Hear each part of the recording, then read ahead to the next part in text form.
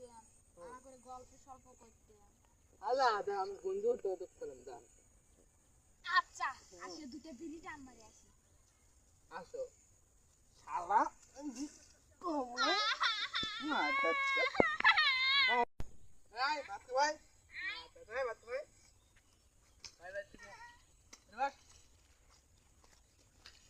বাস